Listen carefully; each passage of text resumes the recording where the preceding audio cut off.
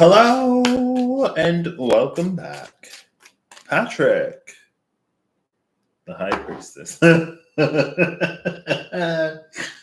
Okay, so today I'm gonna do the thing that I've been interested in doing: the High Priestess and the Page of Swords, Page of Chalices. Sorry, um, and that was a terrible shuffle. My allergies have been like acting up lately, so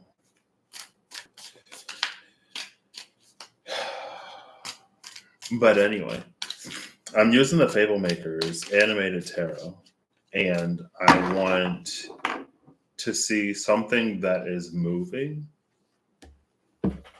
something that is stagnant, something that is moving, something that is still, because it may not necessarily be stagnant. Then I want a card for that energy in general.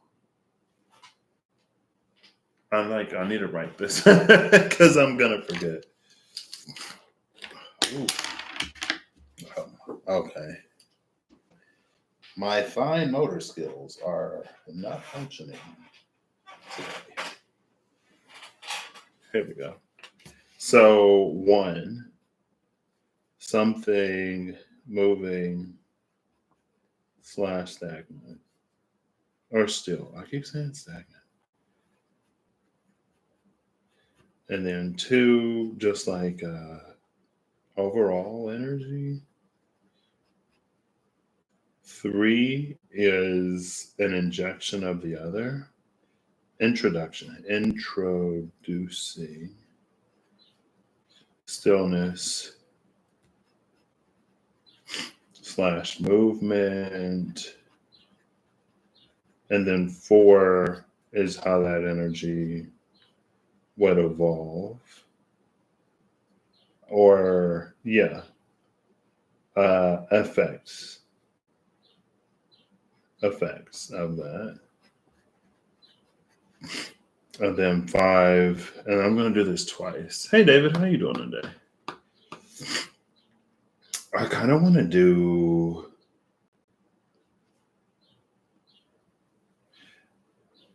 maybe I'll do one for a deck dungeon challenge. And then I want to do a whisper from the weave.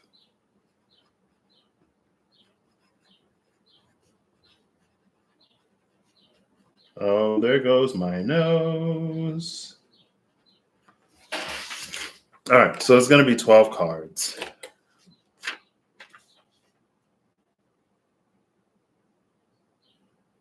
So something that's moving, the energy, like, or an overall whatever. Introducing movement, the effects of that movement, and then a deck dungeon challenge and a whisper from the weave. And then I'm going to do something still, and overall introducing movement, the effects of that movement, and a deck dungeon challenge and a whisper from the weave. And I'm only going to do one, so I guess I'll roll a d6, which is a standard die. And if it comes out to be 6, then there is no whisper. Then the weave is silent. Yeah, pulled it out. 3. Okay. And this will be around full moon energies, I guess, because that's happening. I guess I don't need to tie this right now, but oh my gosh, my nose is gonna drip. I'll be right back. This may be a lot of this today. So, I don't know, fast forward, stick around, don't. I feel the drip.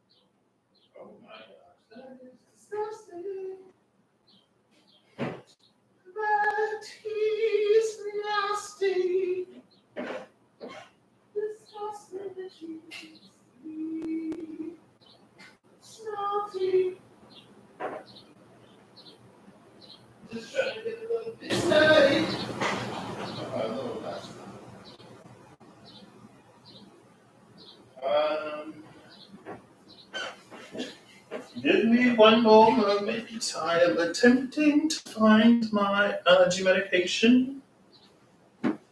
No, I don't want Bridgerton.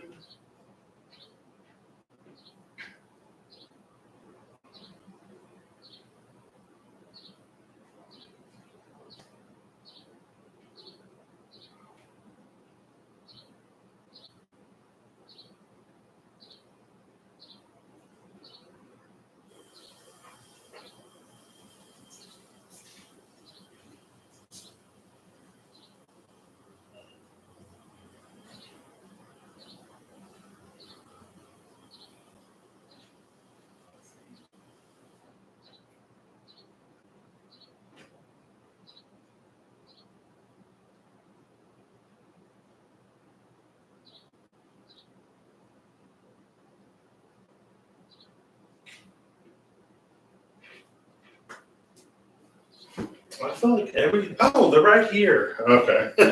I was like, I feel like every time I go to look for these things, they move. I was like, I feel like they're in here. Where are they? Gotta get some water. BRB.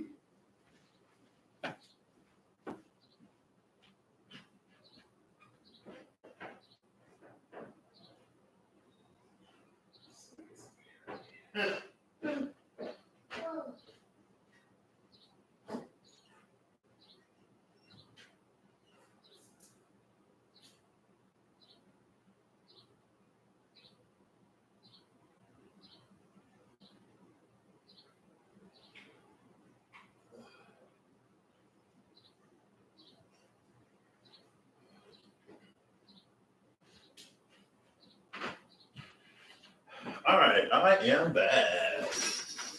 Now, I don't know. I am who I am and how I am. I realize that there are loads of distractions. I could just use a box. I'll use the lid from this box when I go to roll the die. Okay, I'm back. But where are you? I'm right here, silly. Told you I was back. All right. Hey, Holly. Nettle tea with honey. How are you doing today? Oh, the air just kicked on. All right. So this is what we're going to do. I still don't have protectors for these cards. I need to get them. The Eight of Cups and the Page of Chalices at the cut. Interesting. Glad to hear it. There we go. So first we're going to do in this full moon Sagittarius. Is this our last? I don't remember if this is our last full moon first or if Cancer season is the last one where we get the full moon first. But you know how like the full moon is literally like what, the second day, third day of this zodiac season? It gets, earlier and earlier and earlier, and then it'll be the new moon. All right. So what I'm going to do is I'm going to give this a few more shuffles, and I'm just going to pull from the top and the bottom of the deck. So the top of the deck will be what is moving. The bottom of the deck will be what is still. So it'll be the top 6 cards and the bottom 6. I'll give it one more, and then we'll be ready. I'll give it 2 more because that one was kind of. Oh, there we go. Oh, snap. One card came out.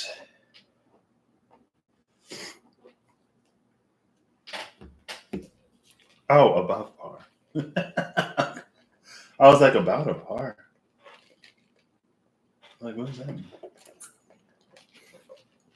The card that came out is the Hierophant, which is interesting, but it's one of the Hierophants that I love. Because you can see there's the divine light from above, and it's the light that shines down and hits off of their foreheads. There's our Hierophant, who is pointing up at the light that comes from above. We see the 2 keys. Now, I guess there are three keys. There's the key of Solomon, question mark, and then there's these two keys of the kingdom. And this depiction, it's not silver and gold. But because this isn't silver and gold, it's like one key for each person. Like they all hold keys. And maybe this, like if this is I guess hierarchical in this terms that there are levels. If there are like levels to this progression or whatever, like this would be the first step. Like when the light from the divine reaches down, see it touches the crown of the Hierophant and them. Like when that light first touches their crown, that's when they get the key. And then as they progress through whatever this key unlocks or initiates them into, eventually their key sort of evolves into this key of Solomon. That's how I'm seeing it today, anyway. I'm going to write that down because I love writing sometimes. The Hierophant. The Hierophant. Okay, cool. All right. So what something moving, we get the Knight of Swords.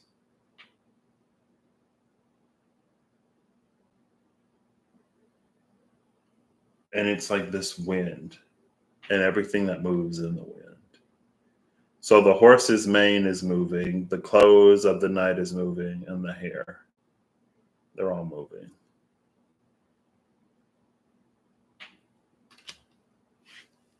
Something still, we get the Four of Chalices.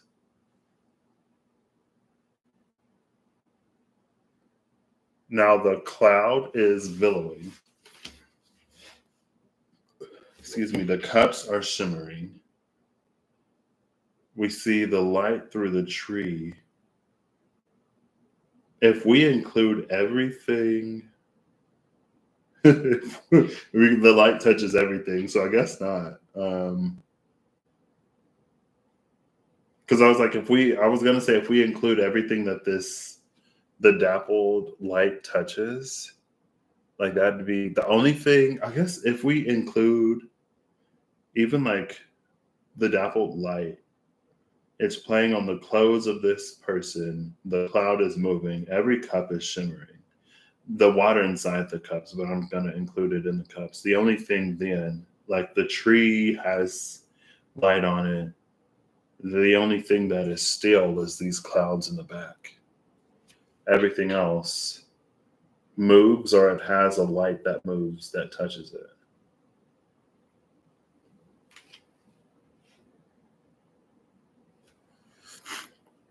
The overall energy is the Fool. I kind of love that. And the wind is even moving in this Fool card.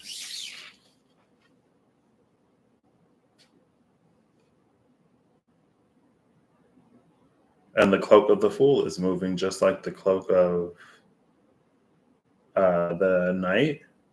The tail of the dog is wagging like the mane of and we have white animals in both of these. But just like the mane of the horse. Now, what's interesting is, and it's like it's not lost on me either, that the movement of air in the night is like shown in these cloud like things, and that this was like still, but then there's this like billowy one here. Yeah. But I love that, like, it's so prominent in the Knight of Swords, but it's just like this one, or maybe like these few like little gusts that blow across on the Fool.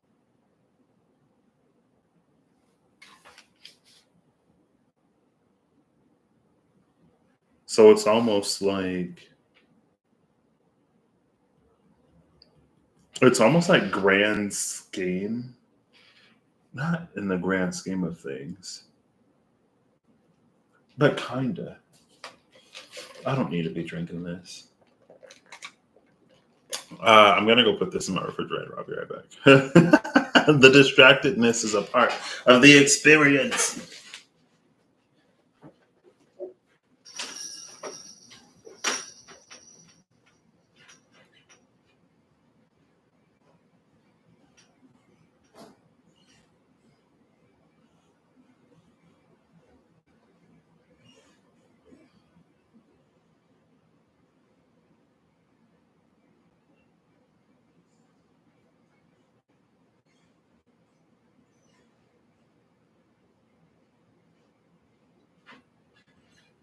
I don't need to be drinking that, and I have poor impulse control when it comes to beverages specifically.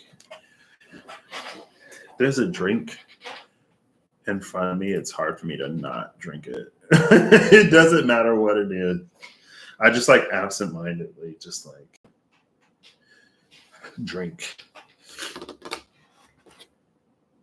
So yeah, it's almost like, I guess you could say like a domino effect.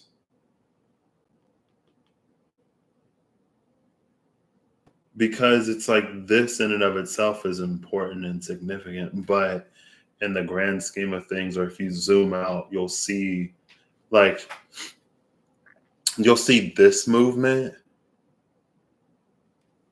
as a piece or a part of a greater harmony of movement.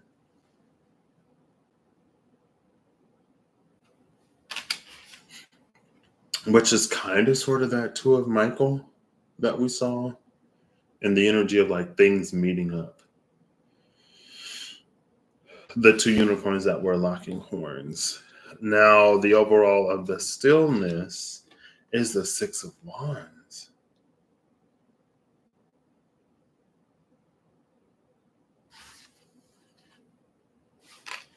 Which is interesting.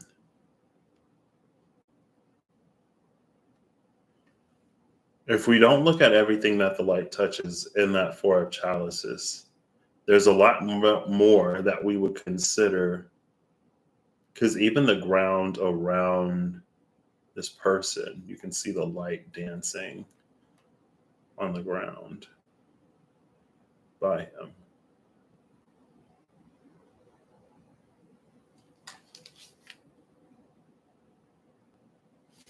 But the thing that we caught was these clouds in the back. And I guess they signify some kind of victory. So maybe, and I guess I wouldn't be surprised if this is a full moon Sagittarius, because that's moon in Sagittarius, sun in Gemini, and neither Sagittarius nor Gemini are really like still energies. So it could almost be like the fact that there is so much movement is indicative of some kind of victory or success overall. The fact that there isn't a lot of stillness means that we're on the right track. And it also, like, I see the IVVI. And again, we have the Five of the Hermit. So if we take all of these fives out, we would be, or if we take all of the V's out, we would be left with II. And II is the High Priestess that we saw at the beginning of this. I guess I didn't even catch that. We went from the High Priestess to the Hermit, because those are the Hermit. We went from the High Priestess to the Hierophant, because those are very similar. It is in 3 days, I think, on the 25th, which I'm excited about because that's my second house. It is. I'm very excited about that because I am definitely manifesting some Jupiter in the second house type energy. But anyway, I was telling my journey buddy, I was like, Jupiter's going to be moving into our second house Our second house is so introducing stillness to this. Oh, wow. And then we get the star. Introducing stillness into this movement. We have twinkling stars.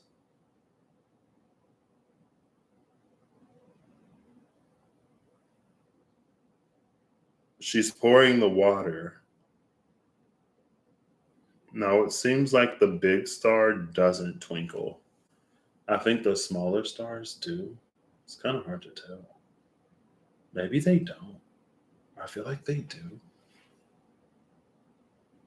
No, they don't. It's just this one in particular. I'm like, is that twinkling? I'm going to cheat. So, in the downloads that they have for this deck, they also include GIFs of all of the cards.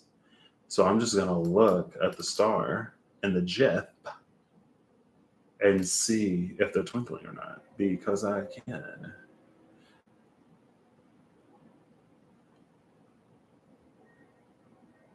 There's two of these that don't twinkle. All the other stars do twinkle. Because I was like, it looks like they're, and the only one that doesn't, so the big star doesn't really twinkle, and then this one doesn't. But the other stars, I don't know if the camera will catch it, but they do. She's absolutely still. The water that she's pouring isn't still because she's pouring it, but she is. And it's interesting that we have the sun and the fool, and then this, the star, the big star and the star. This is so. We'll keep going. Rob, hi, hello. How are you doing? How art thou? I've actually been meaning to ask you a question, and I just like forget every time. Yeah. The star. I think this is like her posturing.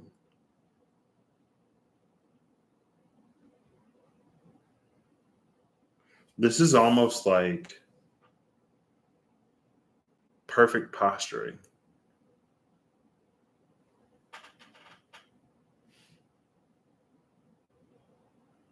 I'm just going to pull the next card. The effect of that stillness is the Five of Swords.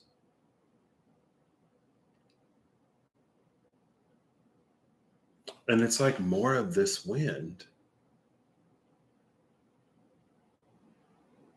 But it almost seems like it is like when it was in the Knight of Swords, this feels like someone who's moving in tune with some kind of momentum. But when it comes to the Five of Swords, it's almost like somebody who is super susceptible to atmospheric phenomena. So like they can smell rain, and like the way that the clouds are moving. It was like this. I was watching this show on Netflix, and she was like, "Oh, the clouds are blowing from the west today. That means it's gonna rain." But like it was sunny. There wasn't even a hint of a smell. Like the only thing that indicated it was gonna rain was the movement of the clouds. But this would be like when it actually starts raining. So I could see like the benefit and the victorious nature of the stillness, or the lack of a stillness here, being this like whenever this happens to be in a good position. It's almost like I went to Disney in Florida. I don't know if it's Disney World or Disney. I think it's Disney World. I think Disneyland is in California because I'm seeing it as like all one word in California vloggers videos. um, so I went to Disney World and we stayed until the very end. They did the fireworks over the castle, and it was so many people all trying to leave at the same time. And then there's that one little ferry that ferries people, and it was a nightmare. It was like the fireworks were gorgeous, but I don't know if I could say that it was worth it because of the chaos of leaving. So it's almost like for the people who left either earlier or later to avoid like this is avoiding the chaos of whatever this is. And maybe that's another, like, because it was these little gusts when it was the Fool. To move at this point, it's not really being like pushed by the universe. But then, and it feels like that's why there's a benefit in the posturing. It's to be postured in position so that when the storm comes through, someone doesn't have to in a moment like try to like panic and find some kind of shelter because they're already positioned, like they're, you know what I mean?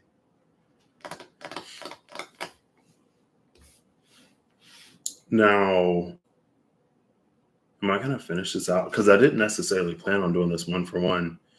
So I think I will. The deck dungeon challenge is the King of Swords. Another king, but this time it's the King of Swords. It's always been the King of Cups. We get a new deck dungeon challenge. I'm interested. Also, Knight of Swords and the King of Swords is here. Between the Knight of Swords and King of Swords, we have the Fool, the Star, and the Five of Swords instead of that Queen of Swords. I feel like these are bent in some way, and it's upsetting me. I have a coin flip with caution sign. Watch for children. I feel like Eve would appreciate that. I don't know why when I hear Children of the Corn, I think Eve, but I feel like she may have mentioned it one day or something. Yeah. All right. So, King of Swords, I'm excited. The King of Swords is another Archmage. The King of Swords, Archmage, is building a huge mechanical orrery in his room to measure the movement of the planets and planes. What? Something to measure the movement of planets and planes. And we're going to have that, 6-planet parade on June 3rd. He is logical and objective, though if threatened, he replies with biting criticism. If engaged in conversation about the orrery, I don't even know how to pronounce this. Hey, Google, define ORRERY. According to Wikipedia, an orrery is a mechanical model of the solar system that illustrates or predicts the relative positions and motions of the planets and moons, usually according to the heliocentric model. That does not. Or orrery? I don't like that. That's difficult for me to say. Orrery. The orrery. It is interesting, though, because I saw again like a model of the solar system, but it was that like we think of the solar system as all of the planets revolving around the sun and it's like flat, but then it shifts the perspective or dimension so you can see it like all moving through space. And then somebody else was like, we're on this hunk of earth hurtling through space with like magma at the core of our planet. And you want me, because it was one of those like to people who have so much confidence and who don't care what like anyone has to say about them, and they don't worry about whether or not they're liked or whatever. Like, how do you do it? What's your secret? And she was like, when you take into consideration like where we are and what's happening, who has the time? Who can afford to be so bothered? See, I was about to reach for it. About like what other people think. Like there are bigger things at play. But anyway, she was just talking about being on a hunk of earth, hurtling through space. I didn't even finish reading it. So his orrery. The King of Swords, Archmage, is building a huge mechanical orrery in his room to measure the movement of the planets and planes. He is logical and objective, though if threatened, he replies with biting criticism. If engaged in conversation about the orrery, impresses him with an exceptional level of logic and integrity. He presents them with a tome of clear thought. The door in the king's room is unlocked.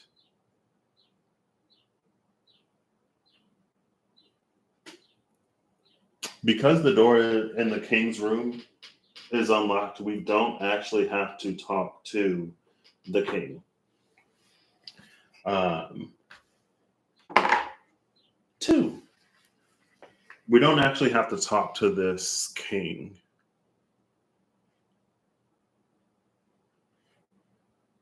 Let's see what foresight does. I'm gonna have to use my phone because I don't have my keyboard. I'm gonna check in 5e because like everything is 5e these days. Foresight 5e. To cast it on a creature. Oh, girl, gotta zoom in. Okay. So Foresight takes a minute to cast, and the range is touch. So it has to be somebody that the Archmage can touch. It has a verbal, somatic, and material component. And the material component is a hummingbird feather, which is interesting. And it lasts for 8 hours. The classes that can cast it are bards, druids, warlocks, and wizards. I'm going to do it this way to make it easier to read. You touch a willing creature and bestow a limited ability to see into the immediate future. For the duration, the target can't be surprised and has advantage on attack rolls, ability checks, and saving throws. Additionally, other creatures have disadvantage on attack rolls against the target for the duration. This spell immediately ends if you cast it again before its duration ends. So a limited ability to see into the immediate future. I love that this came out. Again, like the cards are face down. I'm just pulling off the top of the deck for what was originally in motion and the bottom of the deck for what was originally at rest or whatever. And it said like basically everything. I love it. Because that's what it feels like this was, especially in context. Like this was some kind of limited immediate foresight into the near future that caused someone to move or position themselves in such a way that whenever something happens, they'll already be positioned to have its effects like mitigated. This is very like warning comes before destruction. It's very your intuition or insight dropping you nuggets before something happens. And then the tome of clear thought. Let's see what that one does. Tome of clear. Okay, not foe. Clear thought 5e. Because everything is 5e these days. 5th edition, Dungeons and Dragons, if you're curious. Okay, well, what does it do? This book contains memory and logic exercises, and its words are charged with magic. If you spend 48 hours over a period of 6 days or fewer studying the book's contents and practicing its guidelines, your intelligence score increases by 2, as does your maximum for that score. The manual then loses its magic, but regains it in a century. So this Tome of Clear Thought increases. You have to spend 48 hours within 6 days or fewer. So if you do 6 days, that's what, 8 hours a day? 6 times 8 is 48. Is that right? 6 times 4 is 24, 24, and 24, 48. So yes. So 8 hours a day, or more in fewer days, and your intelligence increases by 2. But your maximum intelligence also increases by 2. And I remember talking about powers or a superpower. Was thought the superpower or no? I don't remember what it was. But for something to be like a superpower, it goes beyond like normal human limitation. And with the tome of clear thought, it's possible to exceed it by 2.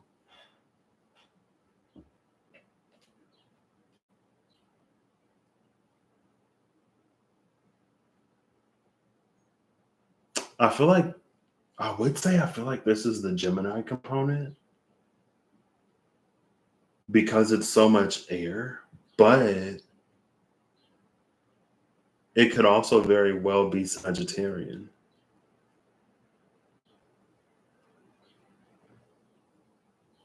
Interesting.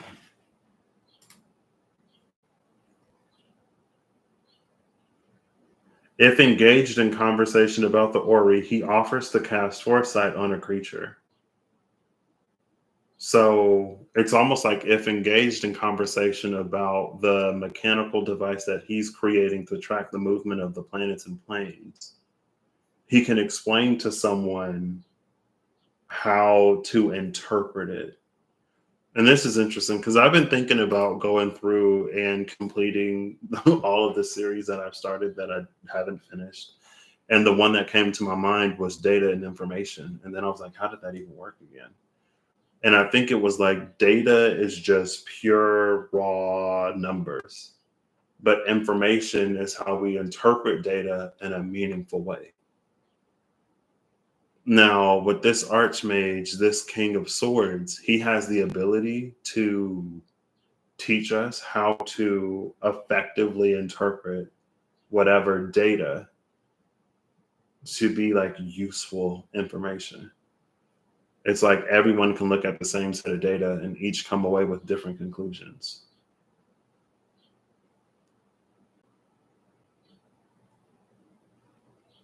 If any creature impresses him with an exceptional level of logic and integrity, I love that. I personally love that the integrity is also there. Not only logic, but also integrity.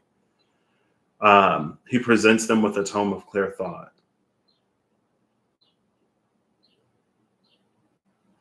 I feel like because it has to be an exceptional level of logic and integrity, at least intelligence, it would already have to be high to impress this Archmage who was able to not only measure the movement of the planets and planes, but interpret it in a logical, objective, and meaningful way.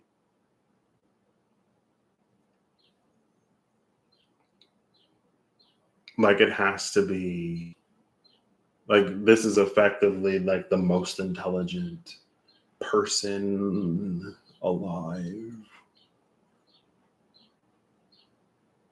Like someone would basically already have to be near their limit of intelligence, and then that tome of clear thought can take them even further. And again, I'm like looking at the Hierophant and how it's like it feels like the keys are presented like this is the whoever these people are on their graduation day, and the keys are being presented to them. Like they have reached the limit of their whateverness where they are, and they're being initiated into more, which is again a very like 7 type energy. Now, the whisper from the weave is the 6 of coins. And I believe I already rolled. It's the number 2. So now I got to go into the guidebook and I got to do all of this. I'm glad that. No. I closed this and didn't save it. My bookmarks didn't save, but that's fine. Because we can go up to the table of wait, the whispers of the weave are like it's like right after this, I'm pretty sure. I didn't think about it until after I had closed it. I was like, man, because usually I'm like, I didn't change anything. I don't remember changing anything, so why would I say that? It's like if I didn't change anything, it still wouldn't hurt to save it. You know what I mean? But that's fine. I feel like there was also in the Gemini season read yesterday, we kept seeing the ace of Raphael. And it was that energy of like, if we approach something with the integrity or the authenticity, the fearless authenticity that is being asked, we will experience like deep, lasting spiritual insights, deep, lasting, impactful spiritual insights by being that authentic whatever. So the Six of Coins, and I'm going to read it in its purest form. The Six of Coins is the embodiment of generosity and the beauty of freely giving and receiving. I don't know if this is in frame. It is. Okay, cool. The downside to that characteristic, however, lies in the personal cost to the giver. The six can be a warning that boundaries or self-care are needed in the midst of this open-handedness. Alternatively, the six can serve as a reminder to live in the present. Compared to the longer-lived races like elves and dwarves, humans may find it easier to do so. The Six of Coins at its most malign is a warning to be on the lookout for those who give with ulterior motives, using gifts, flattery, and attention for their own gain. Don't be like the chimera and other monstrosities who fall for such tricks. So the second whisper from the weave here, to whom do you feel indebted? Why? How can you release yourself from this confining feeling?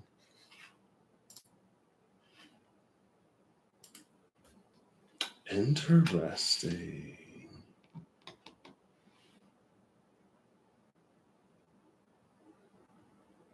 Now, this in the context of the King of Swords, just that, like, how can you release yourself from this confining feeling?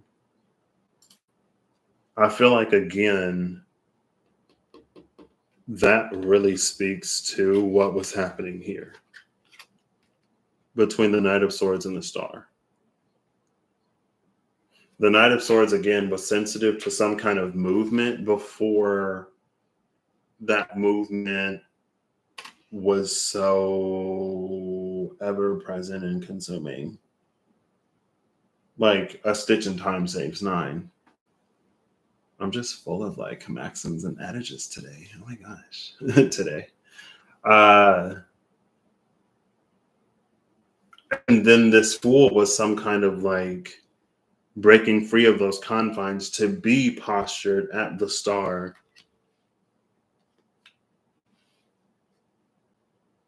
So that whenever happens, this person wasn't as affected.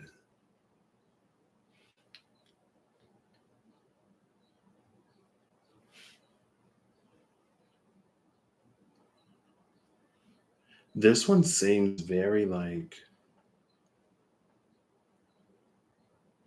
all encompassing in a way. At least in terms of like what has been moving. Something's been moving, something has been in tune with those movements, and someone's been like doing the work so that when whatever result, symptom, or greater movement, like whenever that shift happens, they're postured, prepared, and ready for it. What are you indebted to? And how can you release yourself from that confining feeling?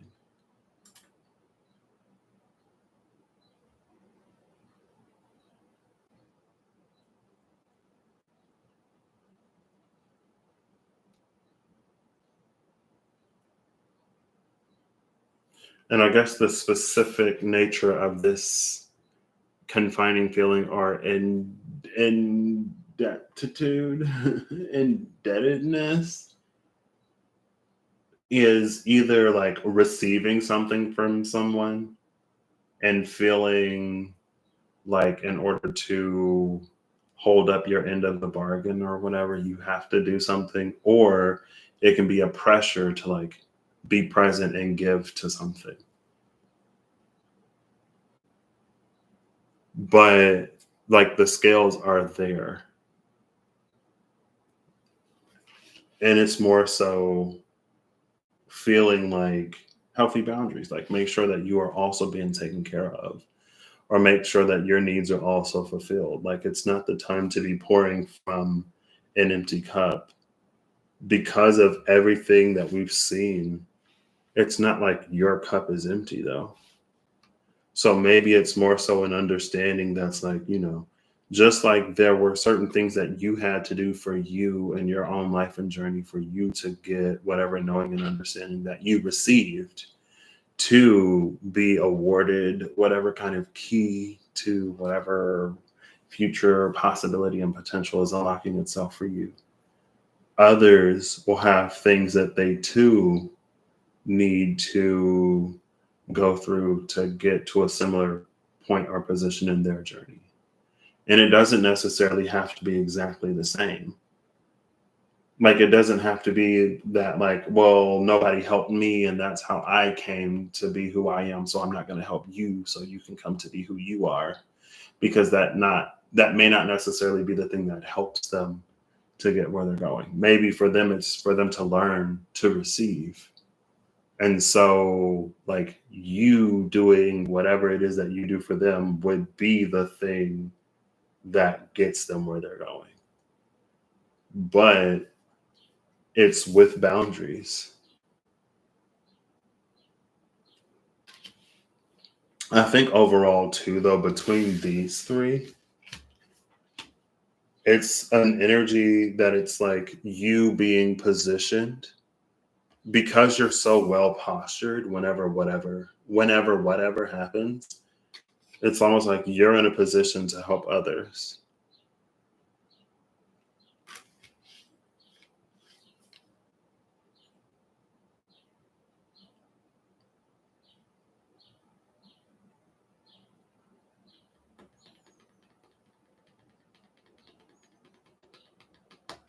Planes is interesting. Well, I guess because the deck dungeons take place in a different level of reality, in a different plane of existence. So with our Oris and our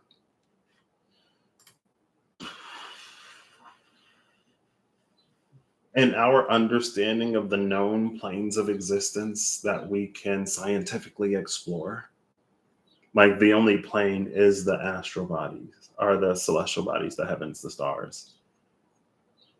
But it's like imagine being able to tap into like other dimensions at the same time. And maybe in those other dimensions, there are other macro movements that mirror, reflect, or impact more personal or micro movements. But it's like the Ori is also, but that was a thing, right? Yeah, that was also the two of Michael with those two unicorn horns touching. It was that like there's a thinning of the veil, Halloween type. I was thinking of the Mars. I read something somebody else is trying to like NASA, not NASA. What is it now? The Space Force, maybe. What did it say? Something about somebody trying to send another probe to Mars or something like that. I don't remember. I just saw it today. And I was like, why was I talking about that yesterday? How did that come up? But it was this, like when two things or two planes of existence are so close, or when they rub up against each other, it becomes possible to, if not cross between those two planes, they start to affect one another. Now, the planes of existence could also be mental, emotional, physical, or spiritual, right? Like if there's a certain time of the year, or if there's a certain time of the month, the week, the day, where like the physical body is just really overpowering. And it like dominates the experience, or if there's a certain time where the mental it like dominates even more than it usually does. So like in this period of time, thoughts are even more likely to coalesce into things. So be mindful of your thoughts, or emotions can cause like your emotions. Maybe, I don't know if someone has like, I think leaky emotions is a thing. I feel like I remember seeing it somewhere. Or if someone's just like around a lot of empaths in a certain environment, or like children, or people who just like pick up on emotion, like be mindful, or not even necessarily be mindful of your emotions, but just like be aware that at this time your emotions may be particularly good at projecting themselves, and other people may pick up on it. So if you're feeling internally kind of like frantic or whatever, like you will experience that outside of you as well. And again, not that these things don't always happen, or not that there aren't circumstances or conditions in which they do, but there's something about the Ori being able to track more than just the movement of planets. It also tracks the planes. And I wonder if that's some of that exceptional intellect that the Archmage is looking for. Almost like there's again, like if we take science and spirituality, but we kind of separate them and we take science back 100 years. I don't know. I mean, I guess you could look at it either way. Some people will say like, oh, well, these are natural phenomena that people in the days of antiquity correlated to some kind of deity, because they didn't know that this leads to that leads to this other thing. But it's almost like displaying, it's not because it's the logic and the,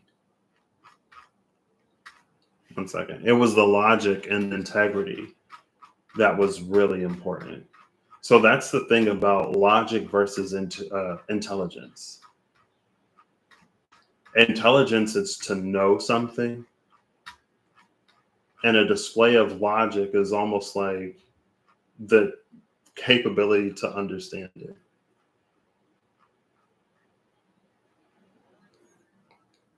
And so it's almost like if you show the Archmage, here it is. If any creature impresses him with an exceptional level of logic and integrity, he presents them with a tome of clear thought. So it's like you don't have to know whatever it is that you're going to know when you find out, but it's like showing that you have the capacity to listen to, understand, integrate, and apply in some way some kind of information, and then the Archmage King of Swords would like tell you.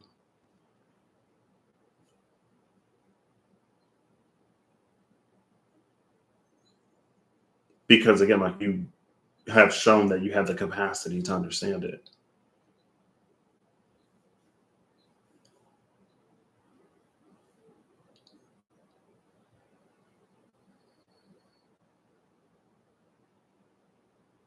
Interesting. Cool. So we still got the bottom to do. So if we introduce movement to this stillness, we have the Eight of Wands, which is the card of movement, from the Six of Wands to the Eight of Wands. But we're looking at what is moving now in the Eight of Wands. The water is moving. This is like, this card has, just like the star had so many things that were still. This is again so many things that are still. But what's moving mostly with this Eight of Wands, it's around the wands. Again, just like the Four of Chalices, we see the light bouncing and playing off of the surface of the water. So we can factor that in. Because of this deck being animated, we can track the movement of the water. Like you can follow the ripples and the waves in the water and know in which direction it's moving. Because if it's still, like that water could be, it's illustrated in a way to depict movement, but we don't know if it's moving forward or backward. Depending on how I turn it, then it moves in a certain way. But we can tell while the water is moving. So before, it was almost like this more logical understanding of movements. Again, it's like the girl in that show who was like, oh, when the clouds blow from the west, it's going to rain because it always does that. Like, that's a logical observation that one could rationally reach by, like, every time before it has stormed, the clouds have blown from the west instead of any other direction. But with this being the water, this isn't necessarily, it's more like intuitive than observational. There you go. The top, there's a heavy, and because it's so much like swords, like 3 out of 6 of these cards are swords. 2 of them are major arcana. 1 of them is earth. If we look at these 2 majors, we have air, Uranus, Aquarius in the Fool, and then Aquarius again in the Star, heavy Aquarian energy, which is fixed air. Pluto is also making its way back into Capricorn from Aquarius. Pluto is currently in Aquarius. And then we have the 6 of Pentacles at the end. And even Earth isn't too far from air in its pragmatic. Like, the logic of air can be very similar to the pragmatism of Earth sometimes. But anyway. And I don't think I said it, but like the clouds in this, I almost wonder if that's like a victory that's, like either there's an element of distance here. So I don't know if this was like a victory that is coming or a victory that was achieved some time ago. But anyway, the things moving, it's mostly around these wands and the water, but there's 8 of them. This movement is interesting because, and the fact that we have an Ori and the Archmage King of Swords is also interesting because it's movement that is the result of the presence of something. Like, again, in the top line, it was all air. But like, there's movement around these 8 wands or around these 8 pillars. The presence of these things generates some kind of movement.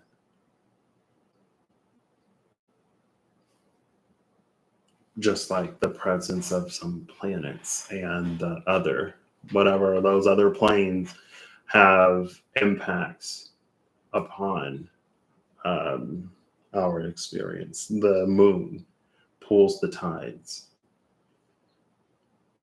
Almost more magnetic.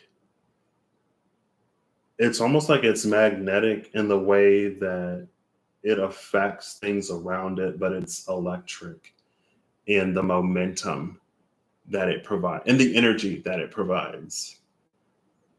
Like, if a magnet is present, how things can be, if they're magnetic, attracted or repelled to it just by proximity to the magnet. But in the electro part of like electromagnetism, that I guess I didn't finish that thought. It's electromagnetic. No problem. I'll see you around. Sorry, I'm like on a roll today. I guess that's most days, but I'm glad you made it home safe. Expect a text from me. Whoops. I'll send it right now so I don't forget. Because I was just curious. I did see your community post, though, about you having found, was it 5 or 6 volunteers? So I am eagerly awaiting whatever is cooking over at Rob Kenobi. Very eagerly awaiting whatever's cooking over there.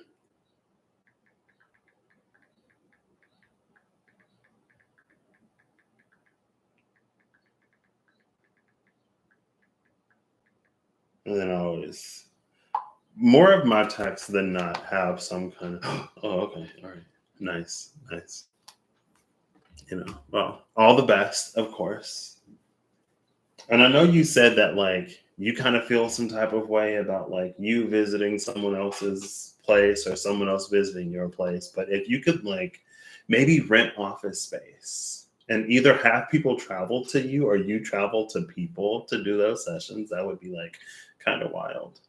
I would be, as someone who wouldn't necessarily be the one conducting all those sessions, I would be very interested in you doing that. um, yeah. But anyway, I just like thought about it. Well, I had the thought of people traveling to you because I was like, oh, like Rob Kenobi could get so big that like he could like fly people to him for the sessions. And then I was like, oh, well, why stop there? Like he could also travel. I don't know. Anyway. Yes. Thank you for spending some time with us today.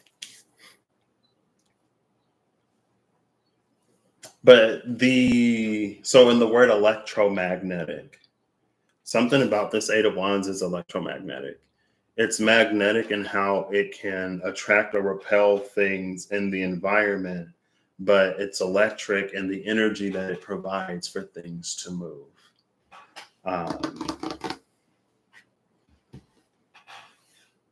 It can happen.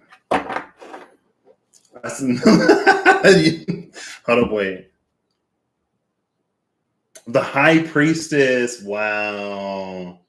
Well, it looks like she's like it does look like she's moving somewhere. So I was gonna like pull a card to see if it's gonna happen. It was the High Priestess. Who knows?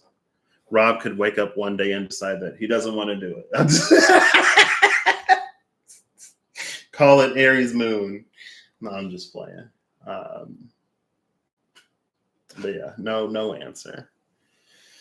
High Priest is like, I don't know, maybe not. Who knows? This is interesting though. So the introduced movement in this stillness is something very like electromagnetic. Like it pulses. It almost feels like it can cause some kind of discomfort. Oh yeah, see, there you go. Well, now we know. Anytime you need me to get involved for you to commit to something, I will volunteer my time. Because we all benefit, you know? That would me doing humanity a great service just by volunteering to get involved. And then I wouldn't even have to be the person doing it.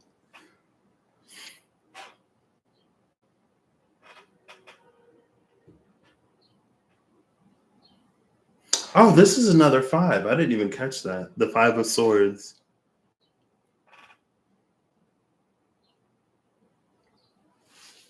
I think I kind of caught it, but then I didn't.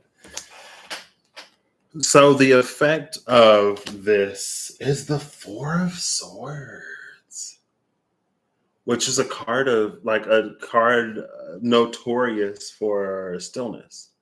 But the 4 of Swords is a good stillness. The 4 of Swords is a calming, soothing, relaxing stillness. And it's interesting that with that 8 of Wands, see, I'm nervous. I would be like so nervous. That's why I was like, I feel like if you were like, hey, like Patty, like, I would be like, of course. But if it were just up to me, I'm like, oh gosh, I don't know. I've experienced the Rob Kenobi like mind blown, whatever. And I'm just like, what? And so I'm already like, oh my gosh, I don't know. I feel like it would be too much for me, but I would just be like overwhelmed. I feel like I would like, there would be the potential for something to come up and I'm like, okay, I guess my days of muggling are over. I can never muggle ever again because that QHHT session with Rob was just so whatever, you know. Anyway.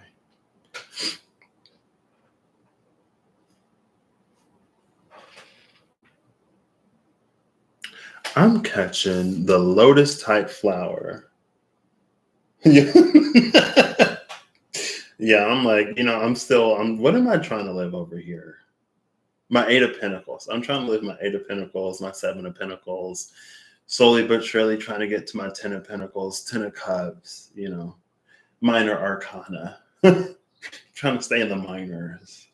I don't need to go big league. I don't need to be in the majors. It's fine. People should be able to enjoy affordable entertainment in the minors and not have to worry about paying major prices. A great bargain. That's anyway. Yeah. I mean, we'll see. That's what I tell myself. And then what's in me? I don't know. So maybe it's the Pisces in me. Sometimes I get a wild hair and I'm like, oh, like I want to do this today. And then I'm like, okay, yeah, I'm done. Back to the muggling, please. But I guess you called it out. You called it out when you were live. I spook easy sometimes. I'm like, ooh. Anyway. I'm catching this flower, and it's making me think of the Queen of Wands from whatever that was recently. And then the Beauty Way came out after the Queen of Wands, and it was like she ascended the throne, that dragonfly that ascended the throne.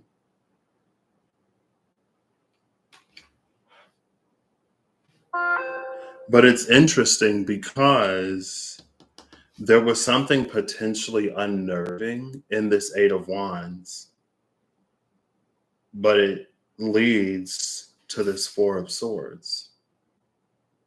4684.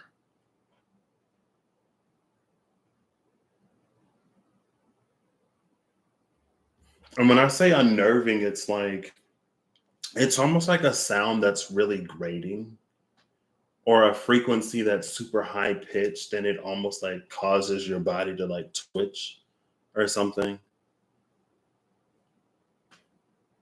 But I almost wonder, back to the energy of like correcting posture, I almost wonder if this wouldn't be something like that. Like it's almost very what do you call them? The adjusters. It's almost very like an adjustment where someone like pops and cracks body parts, and body cracking noises run through me. I hate it. Like even when people like pop their knuckles, I don't like it.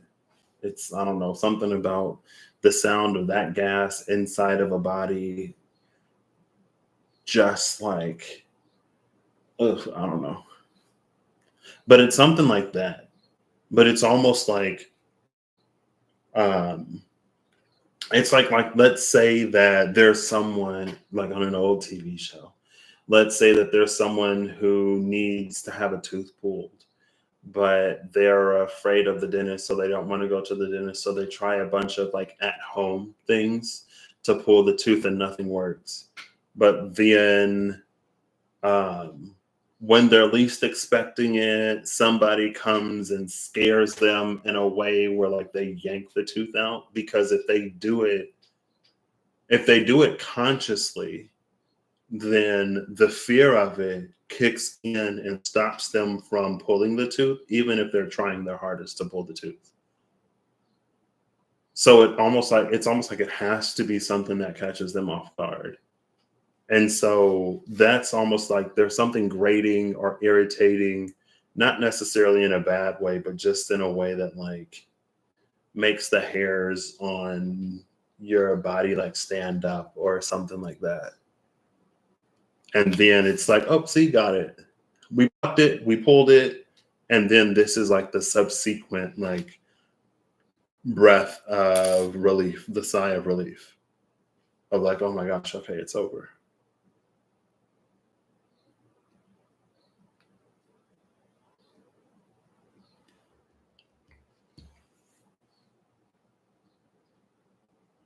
And I guess in some kind of way, my impression of it is that it would be like a deep seated pain or uncomfortability, or it's like something that someone's been carrying for a while. And then all of a sudden it's like fixed. And they're like, oh my gosh, like, I don't know, I can breathe out of both nostrils. um, And I wonder too if it may be something that, like, because the Four of Swords is here and it's almost given sarcophagus today, like maybe this is something that someone thought that they would live with or be afflicted by, with, impacted by for like the rest of their life. But then it's like, oh, and maybe that's again like why the baby is there. Like I haven't felt like this since I was a child. Or it's very like Ratatouille, where they serve the food critic Ratatouille, and he goes back to his childhood. Um, Now, the deck dungeon challenge here is the Empress. She actually came out the first time I did a 6 card, I think, deck dungeon challenge. There is no challenge for the Empress. I'm doing that because the deck dungeon challenges are only for the minor arcana. Now, majors can be granted as boons.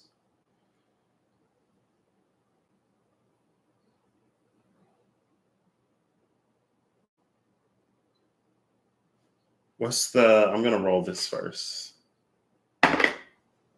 4. The whisper from the weave is the 8 of chalices.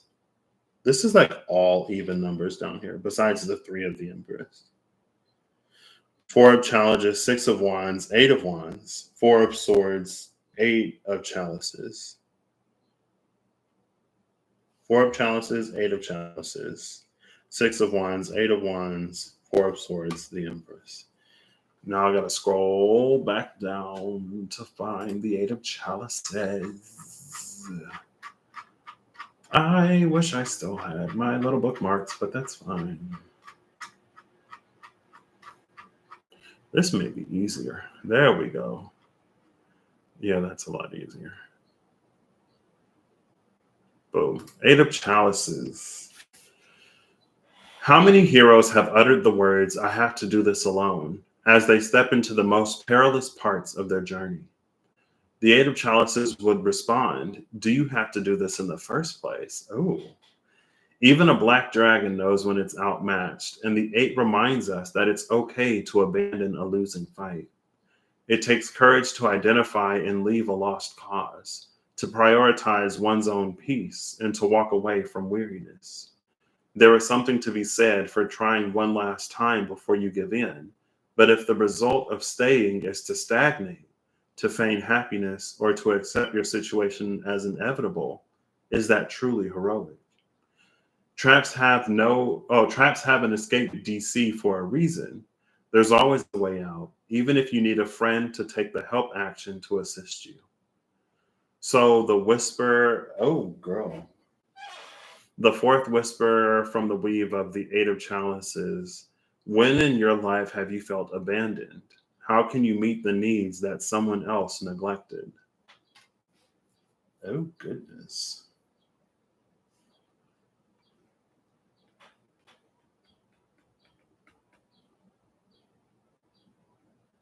It takes courage to identify and leave a lost cause, to prioritize one's own peace, and to walk away from weariness. There is something to be said for trying one last time before you give in, but if the result of staying is to stagnate, to feign happiness, or to accept your situation as inevitable, is that truly heroic? Oops. Oh, I could have did that. Interesting.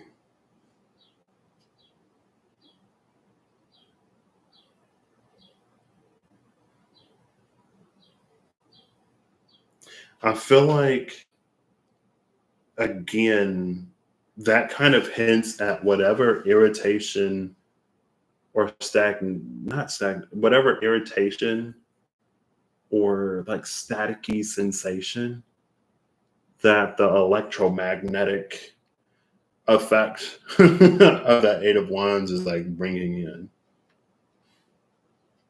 Because again, it's almost like a twitch or something. Like when you're trying to be still, but something just like provokes a reaction from you. I wonder if this might also play into the movement of these planes. Uh, Again, the mental, emotional, physical, spiritual. If there is one that is particularly powerful at some point in time for whatever reason, like let's say that for some reason you are like extra empathic or emotional or just like weepy, like I saw a little duck cross the road today and for some reason it made me cry type, and so in that period of time, something with this Eight of Wands could again, like the purpose or the effect of it is the Four of Swords. This is the breath of relief. That's the sigh. And again, because of the sarcophagic, that's not even a word, because it looks like a sarcophagus. It feels like this is relating to something that someone, if not to the grave, like maybe it's something that someone thought that they would still carry for a long time. But whatever this almost like prick or whatever is, it causes us to move in a way that corrects something. And again, it's like it almost had to surprise us because our conscious blocks or limitations were just too strong. Even if we exert conscious effort to do something, our own conscious block can still get in the way. Like again, it's the person like I'm pulling with all my might. I'm like slamming the door as hard as I can while it's tied to my tooth, but nothing is getting this tooth out of my mouth. It hurts. And it's because like again, even though like we're slamming the doors or we're doing all of these things to remove our tooth, the consciously there is something that's so pressing. Because again, it's like, well, why don't you go to the dentist? For someone who can afford the dentist, excuse me, right? It's not necessarily one of those, well, I can't afford to go to the dentist. That's why I'm doing these other things. It's more so like, well, I'm afraid of the dentist type of thing. Maybe there was an experience. But again, that fear dampens efforts. And so it's not until we're caught by surprise that like the tooth comes out.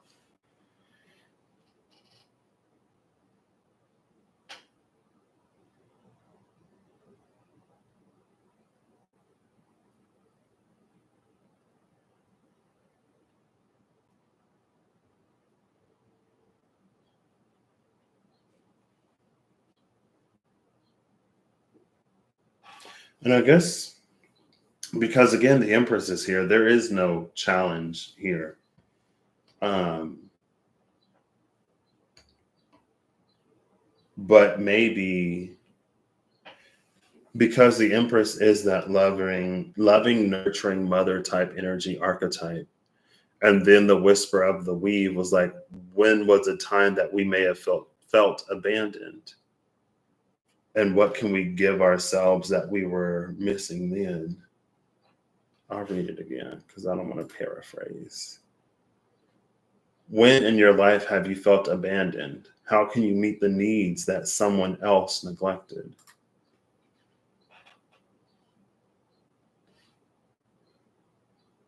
But this neglect,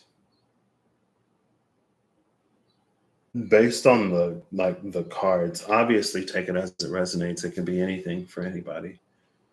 Um, but it feels like it was an abandonment or a neglect. Like it's a neglect that happened because of abandonment, but it wasn't necessarily something that someone chose to do. Like, this is very like events and circumstances that were outside of anyone's control happened.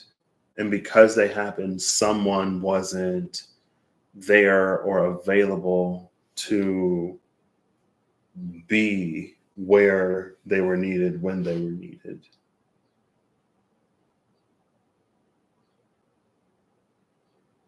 And I guess this could be like ancestral or like a family member or a loved one on the other side. Like if someone lost somebody when they were a baby, like this would be them on the other side. Like very much that energy of like they never stopped loving you, or they didn't do what they did because they didn't love you, but it was like for you. Circumstances just prevented them from being there. And if they could have been there, they would have been there. They would have much rather preferred to be.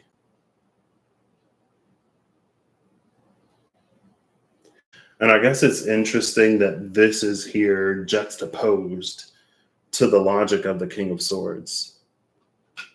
But again, that's where the swords and the water and even the earth kind of sort of differ. The logic of the swords and the pragmatism of earth are fine. But when it comes to what we feel emotionally, they don't necessarily stem those all the time. Right? Like you can know why something happened, you can logic how it came to be, and you can take a very practical approach, but that doesn't always like heal a wounded heart.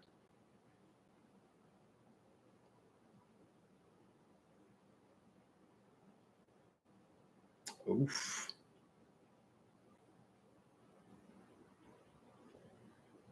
I want to get one more. Just because, not just because we didn't have a challenge, but because I don't want to necessarily leave it like that. I'll give it 3 shuffles. Ooh. Oh. Well, that's not helpful. The moon card came out. That's why I'm like, well, that's not helpful. But maybe it is. Because at least we see where the water is going. Almost. And I forgot that this was here. Because in the 8 of Wands, or in the 8 of Cups and the 8 of Wands, but in the 8 of Cups, we also see the direction of that moving water. And I guess it leads to the lobster in the moon card. The lobster represents transformation, very like scorpionic.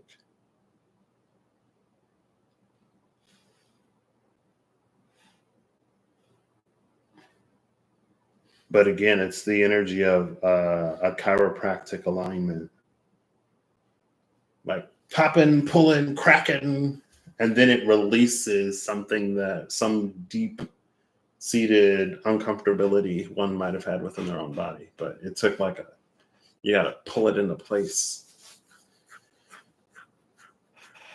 And then again, there's also the moonlight that in the 8 of Cups that lights the path of this person. Just like we had the divine light, source light, I don't know, in the Hierophant. But unlike the Hierophant, this one kind of dances around the moon. It doesn't necessarily touch the ground, but it does still highlight, illuminate, and radiate something. It does still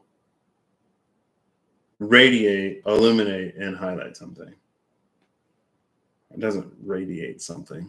I guess it could radiate something.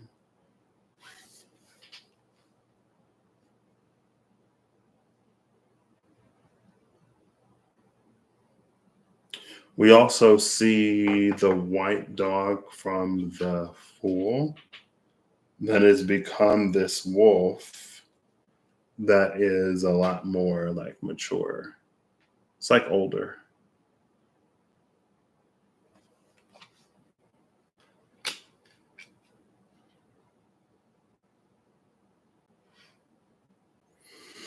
So I guess not surprisingly, the row of movement feels very externally focused, and the row of stillness feels a lot more internal.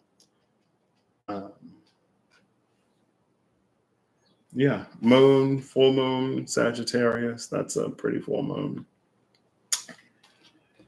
Left at the bottom of the deck after all that is the devil. This devil is one of the more interesting. Behind the devil is the Three of Swords, because why wouldn't it be? This devil is one of the more interesting devils to me because it's almost holding up that like live long and prosper type. Like that's what the hands of the devil is saying to me, live long and prosper. But so this devil is almost more ways in which we cope to make ourselves at peace or to help feel grounded or settled in something that is maybe painful or chaotic, but it doesn't necessarily remove our tie from that. It doesn't necessarily, and I don't know, I guess I don't want to say it doesn't necessarily heal something, but it's like a band-aid. It's the ways in which we put bandages on things that a bandage can't necessarily take care of. So we have to dress and readdress and readdress, or dress and redress and redress and redress a wound. Like we're just swapping cloth or whatever band-aids are made out of for other band-aids or other cloths, but the wound itself is never healed. And again, there was a feeling or a belief that it's a way that someone would be wounded until they go to the grave. It feels like something that someone maybe never would have thought they would get over, or something that someone thinks they'll never be over.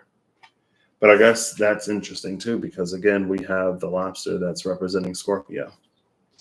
And then we have the sarcophagus, the coffin. But this one, it's like it's almost like life after death, but you don't have to physically die.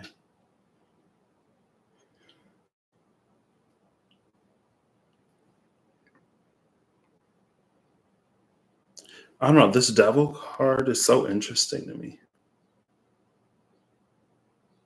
I wonder again, because our King of Swords talks about logic and integrity. I wonder if this is like let's say that there is a teaching or a belief that like you should be happy. And so we constantly choose happiness. But sometimes when things are rough, challenging, or difficult, or if there's something for us to work beyond so that we can find, oh, it was literally in this card, so that we can find the true happiness, because facing something, dealing with something is challenging and difficult, because it's painful to look at or address, we go, well, that's not happiness. Me choosing happiness isn't me dealing with this, talking about it, handling it, because whenever I think about it, it makes me unhappy and I'm supposed to be happy. But it's like all of this movement gives us an opportunity to actually like work beyond it. And it said as much in the Eight of Cups. I read it twice. There is something to be said for trying one last time before you give in. But if the result of staying is to stagnate, to feign as inevitable, is that truly heroic? If the result is faking a happiness or putting on a happiness that is not substantiated, that is not deeply rooted, that isn't truly felt, or to feel something, and then again, like to accept your situation as inevitable within the body of the Eight of Cups, when that Six of Coins, the whisper from the weave, was, to whom do you feel indebted? Why? How can you release yourself from this confining feeling? Up here, it talked about confining feelings. And this is feigning happiness and accepting something as inevitable when it doesn't have to be. And again, this is something that we thought of as inevitable. And again, I'm pretty sure it was the Four Samurai Swords mandala on the Rare Gazelles channel back when she was Miss Creamy Healings. Every now and then, this one, I feel like I don't even know if I've like seen the video, if I just saw that part, if I heard her talk about it one time. I don't even know. But it was like there's something that turns the inevitable. No, it turns the impossible into the inevitable, which is again very that unicorn energy from the Two of Swords yesterday, pre-High Priestess. It turns the impossible into the inevitable. And it can turn some inevitable things into impossibilities. Like let's say that someone struggles with, I guess we're going to go there, trigger warning. Let's say someone struggles with addiction and they think that their passing is inevitable because although they use whatever vice to cope, they know that the vice is also not good for their health, but they can't help but cope. So they keep turning to the vice. So it's like, eventually this is going to take me out. It's inevitable. But there are certain things that can make that inevitability impossible. Somehow that person ends up working through everything that caused them to cope to the point where the vice would take their life from them. But since they've worked beyond that Three of Swords and are truly like living long and truly prospering, truly happy and not feigning a happiness, that inevitability of losing themselves to the vice is now impossible because they don't have to cope with that thing anymore.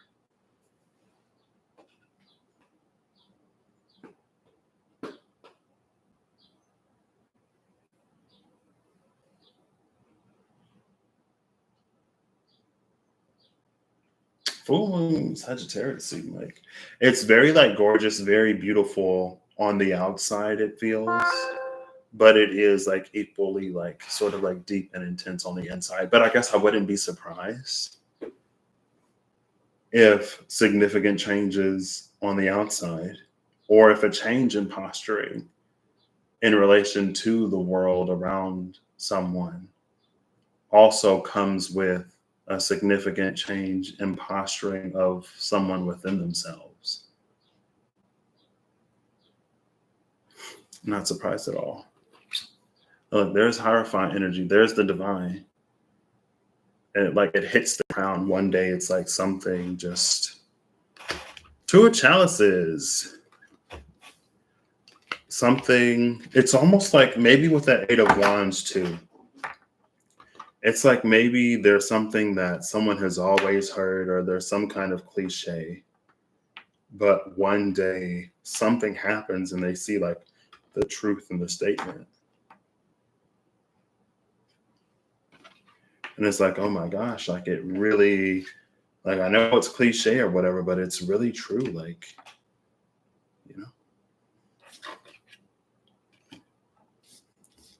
We're going to get final cards now. It's been an hour and a half. That's not too bad.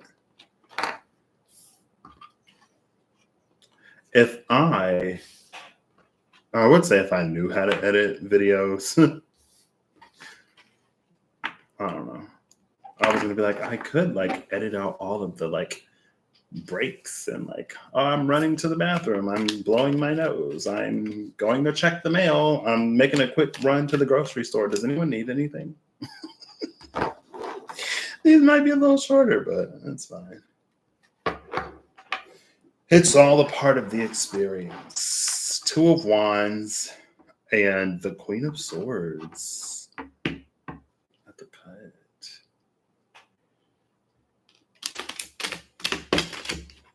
Cool. Now this deck goes into its box in 2 piles. So there will be 2 final cards. And it's just going to be the top of these when I feel like the shuffling is nice and good. I'll do 2 more.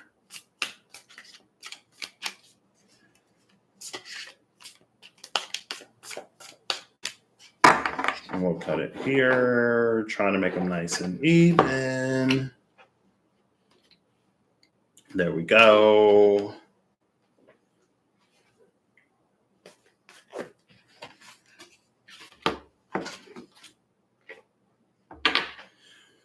So the Ace of Coins at the bottom of the left deck.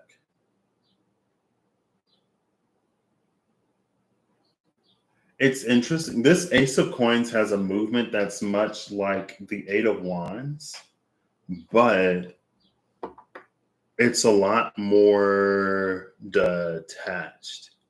It's like because this is moving, it creates movement. So this isn't electromagnetic like the Eight of Wands was. This isn't like putting a magnet in the middle of iron shavings and it like pulls in all of the iron shavings. This is like a fan. You know, the blades of the fan are moving, so it produces a current of air. It's because something is moving that other things are moving. And it's like it's putting off this air as the coin is like spinning rapidly. Yeah, type energy. Top of the deck is the King of Coins. Wow. And it's just spinning in the palm of his hand. Interesting. King of Coins, Ace of Coins. I really need to get those protectors. Then we have the Page of Chalices again. At the bottom over here. It's like, oh, there's a surprise fish in this cup.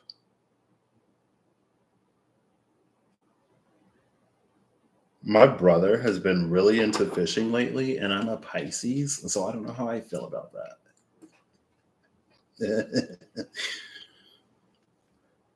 But it's like, oops, surprise, there's a fish in the cup.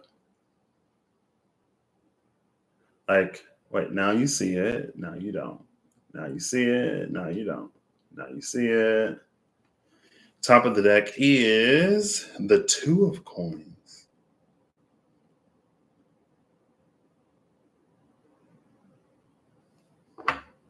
This Two of Coins is interesting to me. Because there's one ship that's like bobbing, and then there's another ship that's like, this wave is carrying that ship wherever it needs. Like, that's Moana. This is Moana getting to wherever she's got to get to. That is the ocean carrying Moana. And this is like, maybe this person is like fishing. And that's why they're like fairly steady.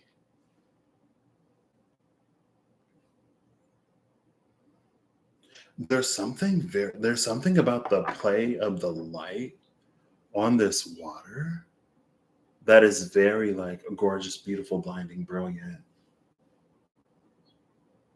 Like you can tell it's meant to be gorgeous, like breathtaking. One of those moments that you wish would like last forever. And that even if you capture it with a camera, it still wouldn't contain the magnanimous beauty of that moment. You know. So anyway, I hope you all have an amazing whenever you see this. I hope you're acting in alignment to make all that you wish to experience your reality. I hope that whatever you need along your path, journey, and way you find. And until next time, I hope you keep well and keep on keeping on.